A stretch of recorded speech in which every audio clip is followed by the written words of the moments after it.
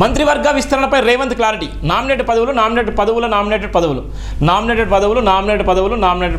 ఎవరైతే ఉన్నాయో ఇవాళ ఉన్నటువంటి పరిస్థితిలో నామినేటెడ్ పదవులు ఎవరెవరికి ఇస్తున్నారు, దానికి సంబంధించిన అంశాన్ని కూడా తీసుకున్నారు. నామినేటెడ్ పదవులు ఉన్నటువంటి నేపథ్యం. ముఖ్యమంత్రి రేవంత్ నామినేటెడ్ పదవుల భర్తీపైన కీలక ప్రకటనలు చేశారు. ఎన్నికల సమయంలో తమకు మద్దతుగా నిలిచిన ప్రొఫెసర్ కోనరావుతో సహా సీటు దక్కని వారికి హామీ ఇచ్చిన వారికి నామినేటెడ్ పదవులు ఈ నెలలోనే పూర్తి చేయాలని వెల్లడించారు.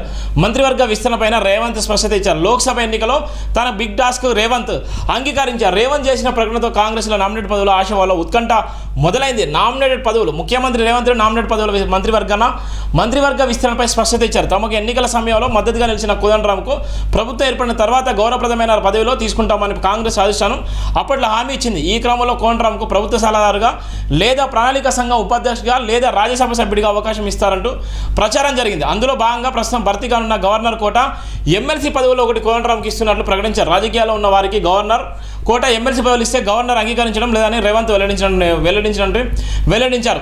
ఎవరైతే గవర్నర్ కోట కింద ఇచ్చిన నేపథ్యంలో నామినేటెడ్ పదవులు ఇక ఎన్నికల సమయంలో పార్టీలో ప్రణితపైన హామీ ఇచ్చిన వారికి నామినేటెడ్ పదవులపైన స్పష్టత ఇచ్చారు. మాజీ మంత్రి చెన్నారెడ్డి, అద్దంకి దయాకర్, పటేల్ రమేష్ రెడ్డి, వేం నరేందర్ రెడ్డి, మహేష్ గౌడ్ లాంటి వారికి కూడా నామినేటెడ్ పదవులు ఖచ్చితంగా ఇవ్వాల్సి ఉందన్నటువంటి ప్రధాన వార్త కూడా రాసిన. ఎవరైతే నామినేటెడ్ పదవుల్లో ఎవరైతే కాంగ్రెస్ను భుజస్కంధాలపై మోసలో కాంగ్రెస్ అధికారంలోకి రావడానికి ఎవరైతే కార్యకర్తలే కాకుండా చాలామంది ఎమ్మెల్యే సీటు అవకాశం ఉన్నా కూడా వదులుకున్నటువంటి వ్యక్తులకు ఈరోజు వాళ్ళకు నామినేటెడ్ పదవులు ఇచ్చి వాళ్ళను గొప్పగా చూసుకునేటువంటి భాగస్వామ్యం ఉంది ప్రభుత్వం మీద రేవంత్ రెడ్డి క్లారిటీ ఇచ్చింది. ఏదైతే మంత్రివర్గ విస్తరణకు సంబంధించినటువంటి కొంత సమూల మార్పులు చేసేటువంటి నేపథ్యం ఉంది. ఎందుకంటే ప్రజాపాలన చెప్తున్నారు. ప్రజాపాలనకు సంబంధించి ప్రజలు ఆశీర్వదిస్తే మీరు ఇలా అధికారంలోకి వచ్చారు. ఇలా మీరు కూడా ఇలా తొండవెల్లి ఉసరలాగా మీరు మారితే ఇలా ప్రజలు మిమ్మల్ని ఆశ్రయించారు. 2020లో బహుజనుల రాజ్యాధికారం వస్తే, దళిత రాజ్యాధికారం వస్తే తప్పకుండా వెలమ రెడ్డి రాజకీయం ఏ విధంగా ఉందో ప్రజలు గమనిస్తున్నారు.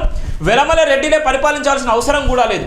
ఇలా రేవంత్ రెడ్డి గతంలో అధికారంలోకి రాకముందుకు రెడ్డి సామాజిక వర్గం అధికారంలోకి వస్తుంది, రెడ్డి సామాజిక వర్గం అత్యధికంగా మేము పరిపాలించే వాళ్ళని చెప్పినప్పుడు కూడా ఈ బహుజనులు కానీ ఇవాళ మొత్తం టోటల్గా రెడ్డి సామాజిక వర్గానికి ఓట్లేసింది. ఇవాళ రెడ్డి సామాజిక వర్గం గెలిచిన తర్వాత ఏం చెప్తుందంటే ఇలా అహంకారం బాటలో వెళ్ళేటువంటి నేపథ్యం ఉంది. అందుకోసమే దయచేసి ప్రతి ఒక్కరు కూడా బహుజనులారా, ఎస్సీ ఎస్టీ బీసీ మైనారిటీలారా ఇప్పటికైనా కళ్ళు తెరిచి ఆలోచించకపోతే 2020లో అధికారంలో మిస్ అయిపోతాం, అధికారాన్ని కోల్పోతాం. ఇవాళ బహుజన వాయిస్ అనేది ఉండదు. ఇవాళ ప్రజాపాలనకు సంబంధించిన అంశాన్ని తీసుకుంటే ప్రజాపాలనకు సంబంధించి అధికారులు మాత్రమే ఇవాళ హడావిడి చేస్తున్నారు. మళ్ళీ రాజకీయ నాయకులు అదే తరహాలు ఉన్నారు. రాజకీయ నాయకులు ఏదైతే గతంలో ఉన్నటువంటి బీఆర్ఎస్లో ఉన్నటువంటి నాయకులు ఏం చేశారో అదే తరహాలో చూపించుకునేటువంటి పరిస్థితి చూస్తున్నాం.